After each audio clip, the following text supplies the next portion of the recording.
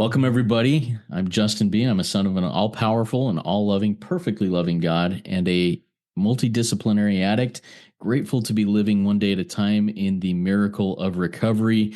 And I'm joined today by Robert Pardon, the recovery guy, as we continue this series of the Ask It Basket with Rico 12. Before we get started, Robert, why don't you say hi and tell us all a little bit about what you're doing these days? Oh, gosh. Well, it's always a pleasure, Justin. You and I communicate quite a lot in between all these sessions, and it's good to have a friend in recovery. And I appreciate all that you do with Rico 12 and your outreach across the globe as we go. I'm really excited. I have a lot to do. I'm in a great position now as a recovered alcoholic to pick and choose my opportunities, and so.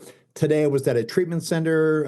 I go now every 3 Wednesdays a month. I do a big book study 1 Wednesday per week, and it looks like at the first of the year, I'm going to work with an IOP program at a particular treatment center 1 Monday per month.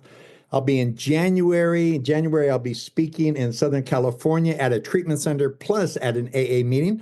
And then in February, I'll be in Boise, Idaho, speaking to a group of alcoholics up there. So I'm as busy as I want to be, and I certainly appreciate this opportunity to get together with you. One of the things I really like about you, Justin, is it's having a conversation with a friend. And you and I, over the last few years, have become quite good friends and partners in this thing we call recovery. And brother, I just can't get enough. I was talking to a person earlier today, and I told them that even though I know that that I'm powerless over alcohol, my life had become unmanageable. That's just the beginning of the list of things I'm powerless over. I stay sober today not because of what alcohol will do to me, but what this recovered life has done for me. So I've sort of flipped the script from being externally motivated in fear to internally motivated by gratitude. And I think that is the difference between men and women who stay sober one day at a time and those who relapse. There's just some component in there that we lose sight of all that we have been given as a result of our recovery, and we revert back to thinking that this time it's going to be different.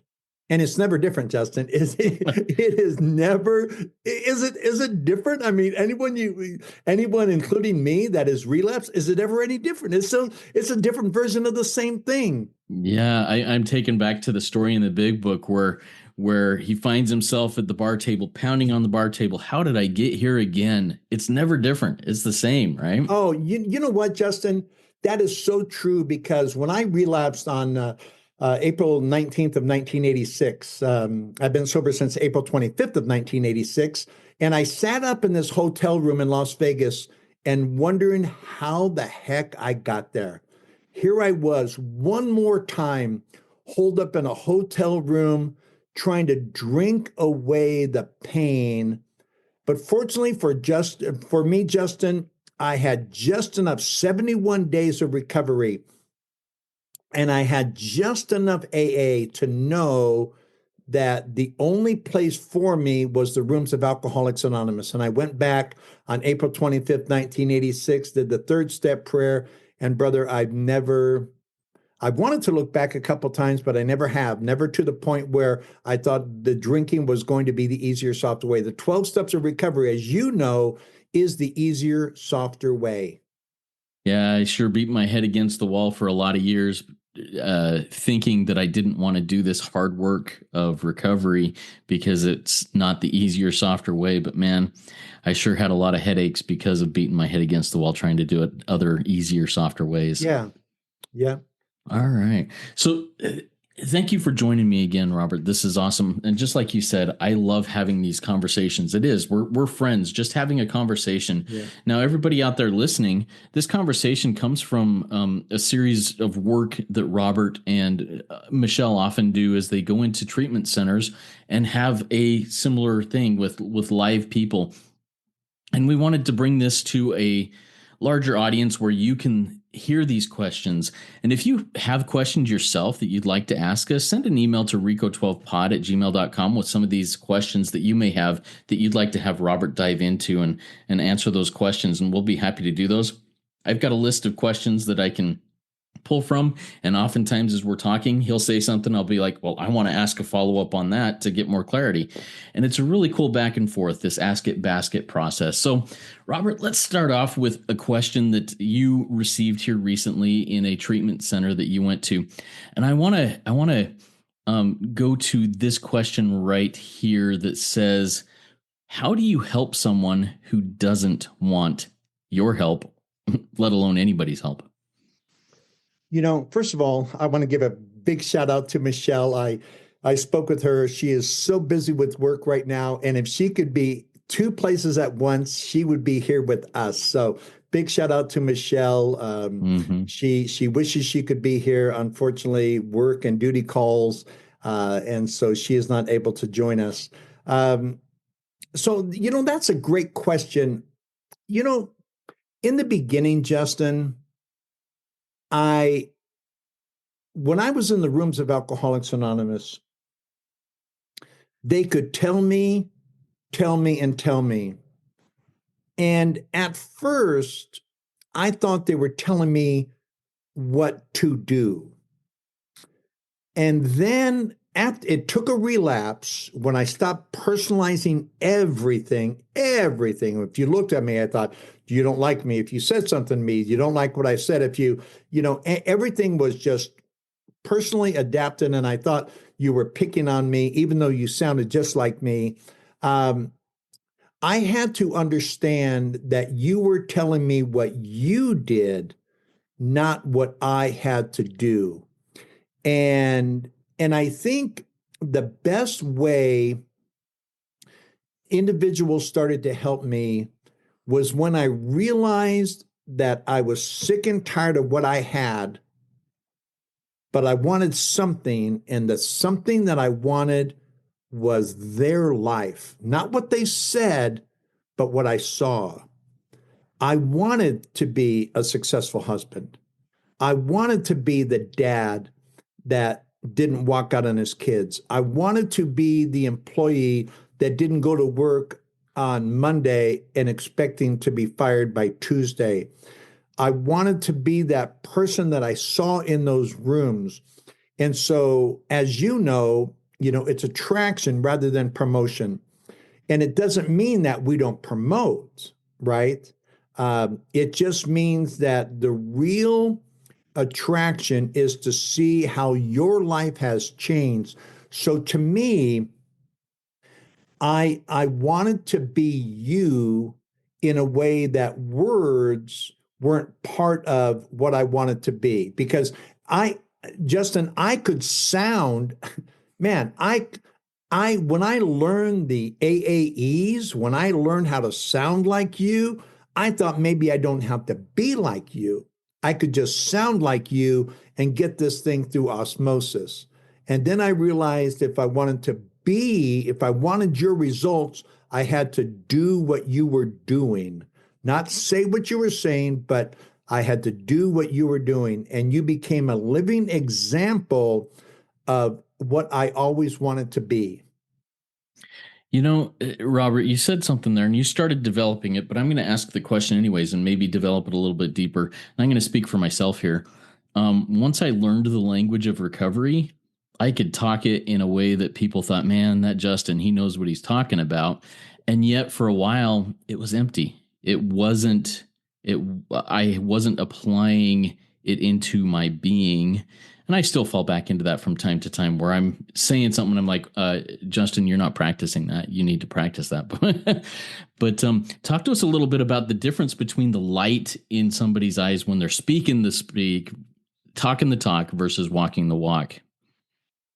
There's an alignment because everyone can sound good from the pulpit and I would hear a speaker, but I wouldn't know that speaker. It was the people that I saw day in and day out that really made the difference in my life. Matter of fact, many of these men, primarily a few women, but primarily men, they're still my friends to this day. They're still sober, 40 years, 45 years. They've been sober a long time, much longer than me. And I've just seen them work their work. I've seen them go through ups and downs and challenges and opportunities to grow. And it wasn't so much as what they said. Now, however, at some point, if you're around them enough, what they're saying and what they're doing, you will find alignment. You know, like you were saying previous, I was saying one thing, but I was living a different way. We call that a hypocrite. As we know, a hypocrite is a person who's not themselves on Sunday, right? And so we try to match. One of the things that I look for the countenance of a person, and I look that their smile will match their eyes, that their expression, that as they describe their life, do they really know about that life? Are they just talking in a hopeful, I hope someday it's like this, or do they really have that? When I talk to people about a successful relationship, I just don't say that I have a successful relationship. I let them know I've been married over 35 years, and I was a two-time divorcee, and now sobriety has allowed me to be that person, and I've got 10 grandchildren who'd never seen me drunk, and all the evidence, so I want to see, okay, this is what you're saying. Where's the evidence of that being true in your life? Yeah. Thank you so much for going into that, Robert. That's good stuff. Um, while there are other follow-ups that could happen there, let's move to a different question here that I think is something that we can address in this Ask It basket. Next question is, how do you help an atheist not be an atheist? In other words, how do you help move a person to believe in a higher power? What does that process look like? You know, I don't believe there's any such thing as an atheist. I just I think it's a cute label, and I think this is my opinion. I think a person labeling themselves as an atheist is a person who wants to believe so badly, but they can't get over themselves long enough to believe. Um, I believe there is agnostics. I believe that people struggle with who God is. I don't believe people who are open minded, you have to believe in some type of power that's greater than you.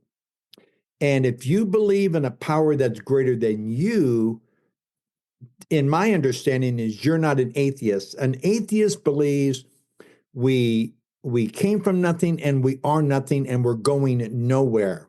How shallow is that?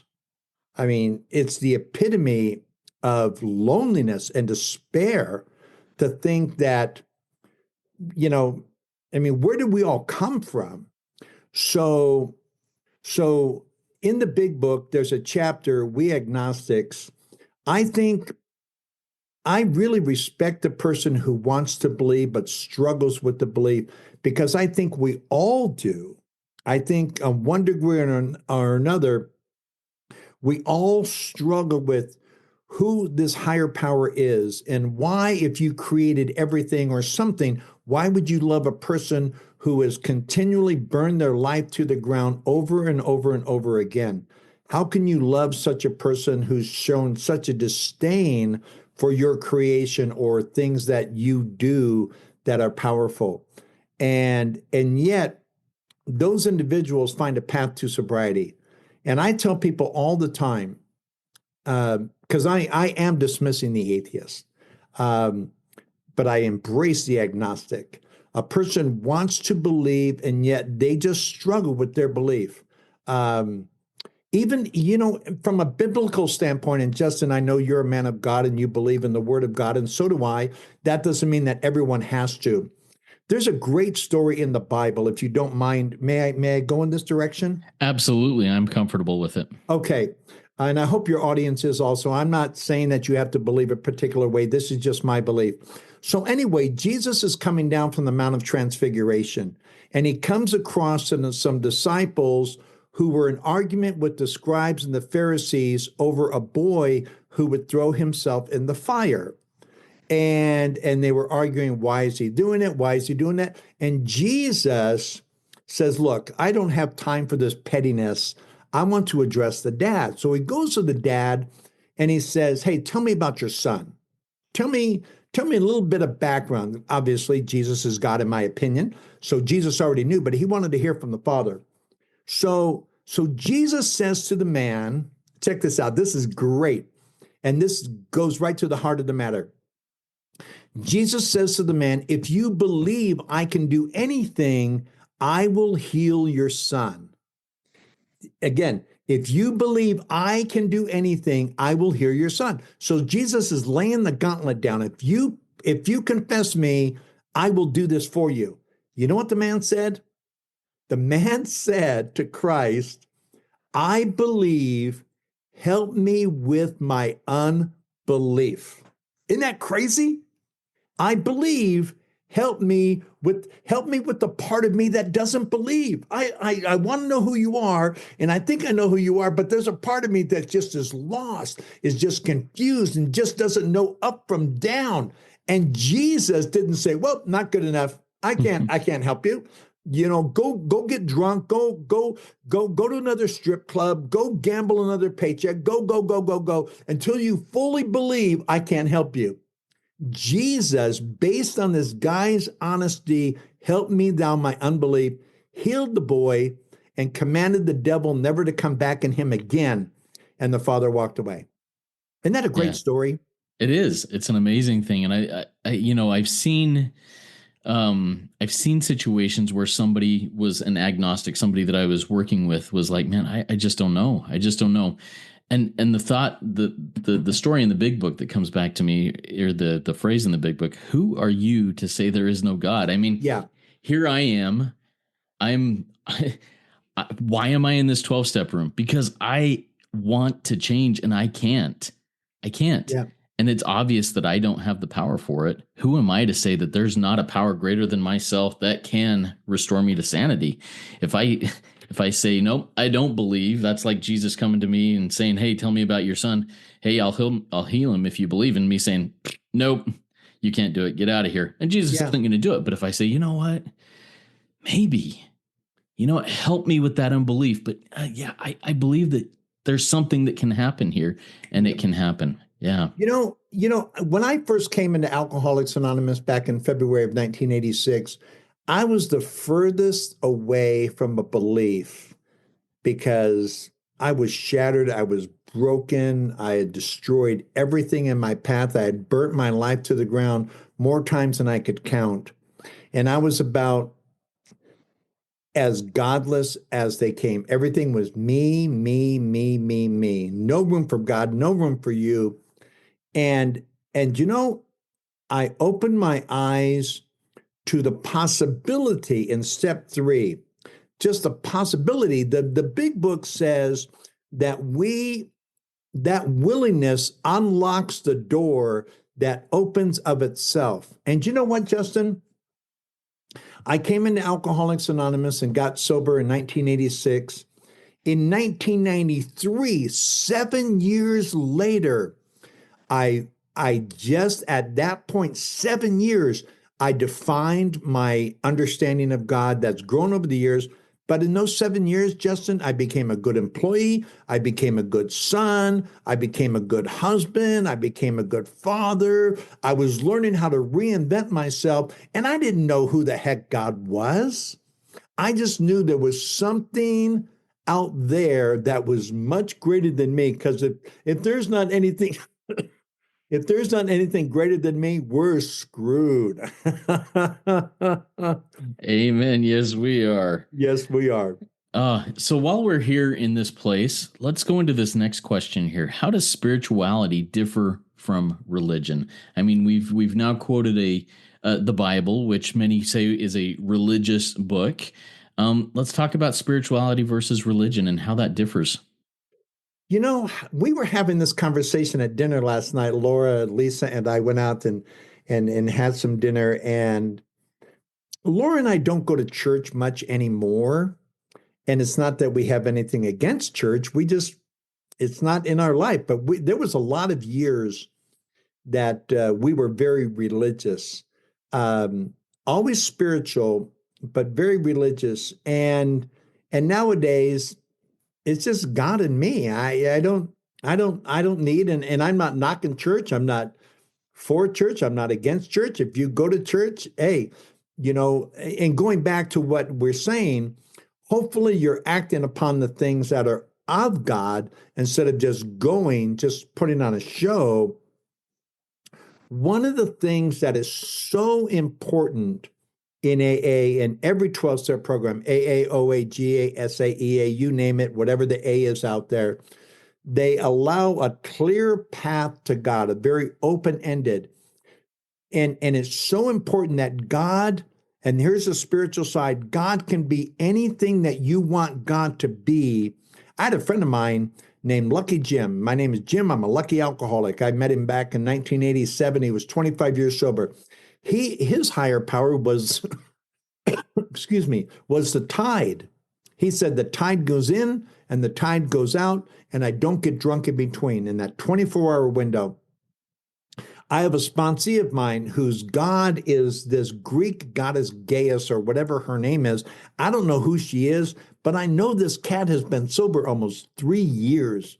He moved to Portland to get reunited with the son, reinventing himself. And I'm so grateful that AA has taken a spiritual approach. See, we have a spiritual malady. We don't have a religious malady. We have a spiritual malady. Now, if you're defining yourself in a spiritual sense, leads you to a mosque, a temple, an LDS ward, a Baptist church, the Buddhist temple, then that's fantastic.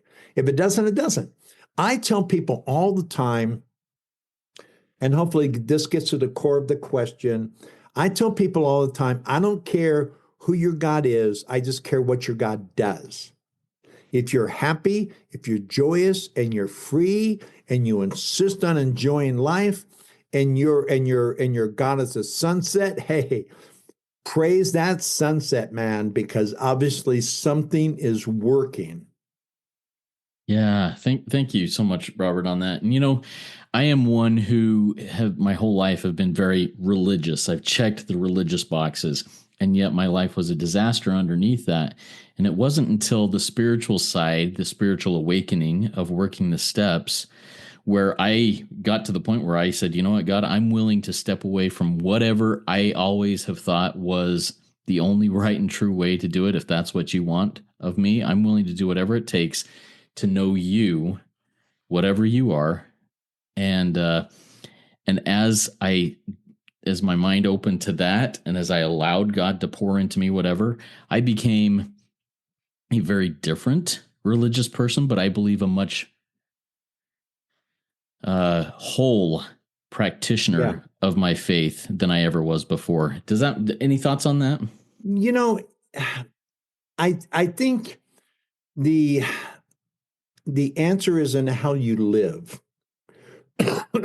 Because if I profess one thing, but my lifestyle is different, then I'm a hypocrite. Um, I would rather allow, I want people to see God in me, not hear God from me. Yeah, that's really something to think on. Excellent. Well, let's move to a different question. Yeah. We're going to hit the brakes and jump tracks here real quick. Um, this question I think is self-evident, but I want to ask it to you because it's one of these questions that's here that I think some people who may be newcomers and maybe like, I don't know about this whole 12-step recovery thing may need to hear. Robert, as somebody who is, 35 years sober, do you agree with the 12 steps of recovery? Or are there parts of it that you have take umbrage with? No, great question. And I've been sober since April 25th, 1986, and I'll tell you exactly, um, 14,110 days. And that gives me 38 years, 7 months, and 16 days. But who's counting? I am. I counted every day out there, every Mm-hmm. day drinking and using and living for the devil was the longest day of my life. I will be 71 in January, and I will have, I drank and used 18 years and lived my life in a way that only served me. I have now doubled, more than doubled that. And so I've had a great opportunity to reinvent myself. And here's what I think. I think for me, every step in the 12 steps is necessary for me to have achieved the wellness I've achieved. Now, does that mean that the 12 steps are the only path for you? I don't know. I know that if nothing else has worked, what have you got to lose? Right? Every and I've been in I live in Salt Lake City, so I'm surrounded by the greatest neighbors in the world, which are LDS people, even though I'm not LDS. Um, I understand the LDS approach to recovery. They have their own recovery format. Celebrate Recovery, Reform is Unanimous, the Buddhist Network, obviously AA, and other denominations. Um, Judaism has theirs. Every one of these approaches to wellness incorporate the 12 steps of recovery. Every program, Justin, requires self-awareness and surrender. Every program requires we saying we shouldn't be in charge because we always burn our life into the ground. We better turn our will and our life over to the care of something that's greater than me, otherwise I'm screwed. The best way to clean house is just doing an inventory. Matter of fact, in the 12 and 12, it says, if you don't take an inventory and you're a business person, you're an idiot, essentially. And then we admit that because we're only as sick as our secrets. And then that is revealed the defects of character, which we ask to be removed, and then the shortcomings are things we don't have that we want, and then we have to make practical amends to people that we've harmed, because Lord knows we've harmed a lot of people along the way. And then to keep what we have to continue to do what we do, which is step 10. We have to seek that higher power and improve that conscious contact, and then we need to go help somebody else. Name me one program of wellness, holistic or defined by religion, that doesn't include any and all those steps, and I will stop what I'm doing and do that. Yeah. I don't have anything to add to that. Fantastic. Thank you so much, Robert. Next question I have for you though, is something that I actually wrote this down based on another question that somebody asked. So this is in my own words here. The third step prayer says, one of the part of it says, relieve me of the bondage of self. Robert, what is the bondage of self, and what does that mean to you? You know, the bondage of self, what it meant for me was I didn't think I had value toward others. Therefore, I held me captive to my own fears. And it wasn't until um, that I was relieved, that I was set free from that bondage of self. Was I capable of doing someone else's will besides mine? Bondage of self is the epitome of selfishness and self-centeredness. My bondage to self-satisfying, to serving only me, gave me permission to walk out on wonderful women, walk out on daughters who only loved me, disappoint everyone around me. I couldn't see any further than my own nose. If someone was in pain, it wasn't as important as my pain. I was held captive to my own fears. And only God, my higher power, could relieve me of that bondage. Other people tried. Other well-meaning people, brothers, sisters, my mom, my dad, my wives, employers. I had an employer, Justin, who loved me so much. Dave Boyack in Las Vegas. He took the expense to send me to a clinical psychiatrist to be diagnosed in hopes that I could be helped. But I was so wrapped up in me that I couldn't see, and that is bondage, held against my will by my will. And I had to be relieved of that in order to see the value that you brought into my life. And only when you became more important than me did I begin to become well. And thank you, Robert. I think you've kind of delineated this, but I want to dive a little bit into it. So often, at least, well, I think early on in my understanding of recovery and definitions of different things, I got this confused. I think other people get this confused. We talk about the obsession of the mind, the craving of the body, of whatever that looks like in our individual addiction, however that manifests. Is there a difference, a separation between the bondage of self and this obsession of the mind and craving of the body? Yeah, it's interesting. The craving, and I often get this question in treatment centers because that is what I recover from. I never recover from the craving because the craving occurs once I pick up or once I engage in a behavior.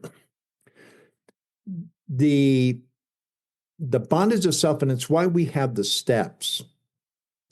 Every step is reliant on the preceding step, almost as a gateway, almost as a permission to go on and do the next step.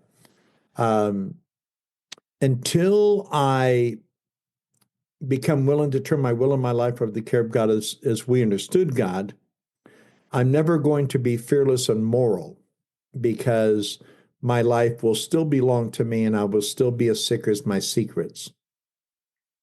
It's only when I utilize the steps to begin to change my mind, to begin to push out the negative and that self-destructive mentality that tells me I'm the most important person in the room, and I replace it. It's why steps 8 and 9 are so important.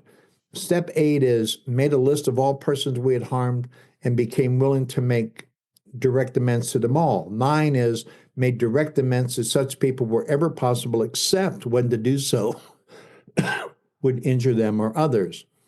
And I really needed to get outside of myself to understand the harm I had done to others. And that shifts my mind away from me and it shifts it to you. Matter of fact, in the on page 91 of the 12 and 12, which is the 12 Steps and 12 Traditions, a commentary that Bill Wilson wrote and published in 1954, it says that every time I have a problem with you, it's about me. It's a problem I really have with me. It has nothing to do with you. So recovery is a way of moving from a dependence on alcohol, drugs, or any other behavior that makes my feel good, and it begins to shift my thinking more toward you. If you look at the 12 steps of recovery, there is nothing in there, and I get so tired of self-love. I need to learn how to love myself. Bullshit. Excuse my language, you've been loving yourself a little bit too long, and look where it's got you. You know, I need to make it about my higher power, and I need to make it about you. I need to clear away that wreckage so I can see you long enough through the lens of God. And that is what builds my value. being of value to you. In the first tradition of AA, it says our common, which is our human. If you understand the word common, our common welfare should come first. That means nothing comes after it. This always comes first. Personal recovery is found in AA unity. So in order for me to get well, we need to get well. And it just shifts my whole thinking. They told me early on, I've got good news and bad news. The good news is you only need to change one thing. And I said, well, what could be the bad news? And they said that one thing is everything. Yeah. Yeah, that is good news and bad news. Absolutely. Just yesterday I was talking to somebody at work, and this is somebody who recently had a pretty, well, she told me I'm going through an identity crisis because everything changed. Everything in her life, everything that she thought was who she was taken away. And we were talking about that, and she said, right before this was all taken away, I had this like vision. In fact, I wrote down this 30 chapter book, an outline of a 30 chapter book, 4 hours before I had everything taken away from me. And the book was on identity. And who am I? Who am I, and what am I going to be in life? And this idea that you mentioned, love myself, self-love club, being true to my what is it, my authentic self or whatever, Yeah. like that. And in the end of it, she didn't tell me many of the details, but I asked her, I said, so who are you? What is your identity? And she goes, when it all boils down to it, I'm a child of God. Yeah. Whatever that looks like, I am here as a creation of something that is way bigger than me, that all the other things are just window dressing. Any other thoughts on that, Robert? No, even in the prayers that we look to in AA, one of the prayers ends that victory over them may help those I would help of thy power, thy love, and thy way of life. May I do thy will always. And God's will is for me to be the best possible version of me so I can be available to others. And it's always about others. It's never about me. Do I benefit by helping others? Well, of course I do, because I come into agreement with God, and God blesses me in a way that I was relying on others or self to bless me in the past. Even where it says on page, I don't know, 85 or 84, says we're not cured of alcoholism. What we really have is a daily reprieve contingent on the maintenance of our spiritual condition. It says every day is a day I must take God's vision into all my activities, not my vision, not just in visions, but God's vision. And God always points me towards others, never points me towards self. God knows, my higher power knows that in order to feel good about me, I need to make a difference to you. This has been really powerful, Robert. Are there any final things that you just feel like, hey, let's discuss this before we close this down? Is there any final thoughts that have come to you? I just want to invite everyone into this thing that you and I have come to know as recovery. We know, Justin, I mean, I've got a sexual addiction background, as we've discussed in the past. I've got a, compulsive overeating, gambling. Again, my first 12-step meeting was Gamblers Anonymous.